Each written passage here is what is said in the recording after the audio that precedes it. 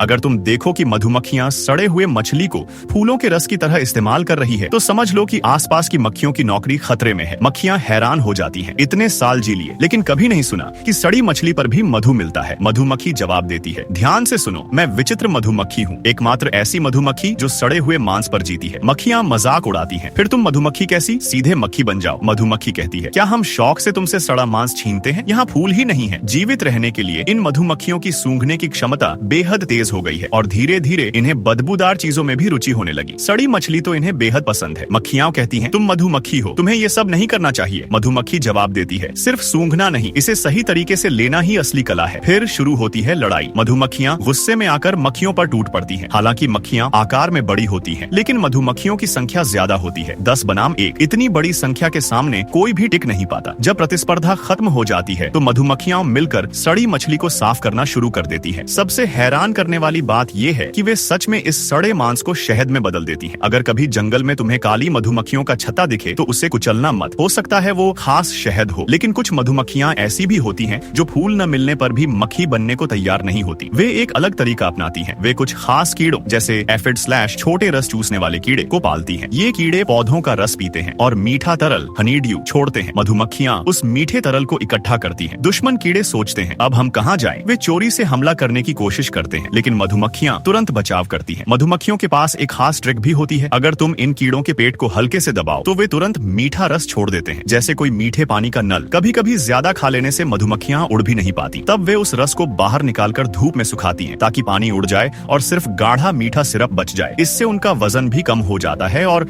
उन्हें शुद्ध शहद भी मिल जाता है। एकदम परफेक्ट तरीका। लेकिन कुछ मधुमक्खियां अब भी पारंपरिक तरीके से फूलों से रस इकट्ठा करती हैं, जैसे भौंरे बम्बलबी एक खास तकनीक इस्तेमाल करते हैं। वे अपने शरीर को इतनी तेजी से कंपन करते हैं, लगभग 400 बार प्रति सेकंड, कि फूल के अंदर छिपा पराग बाहर निकल आता है। फिर वे अपने बालों वाले शरीर से उसे चिपका लेते हैं और उसे सुरक्षित रखने के लिए थोड़ा सा रस निकालकर उसे गेंद की तरह बना लेते हैं, ताकि उड़ते समय गिर न जाए। देखा जाए तो कुछ मधुमक्खियां सड़े मांस से शहद बनाती है, कुछ कीड़ों को पालती है और कुछ वैज्ञानिकों की तरह तकनीक इस्तेमाल करती है। मधुमक्खियों की बुद्धिमत्ता कई जानवरों से कहीं आगे है। अगली बार जब तुम मधुमक्खी देखो तो सिर्फ शहद के बारे में मत सोचो। हो सकता है वो किसी सड़ी मछली को शहद में बदलने की योजना बना रही हो, या तुम्हारे घर के पौधों को मीठा कारखाना बनाने की तैयारी कर रही हो।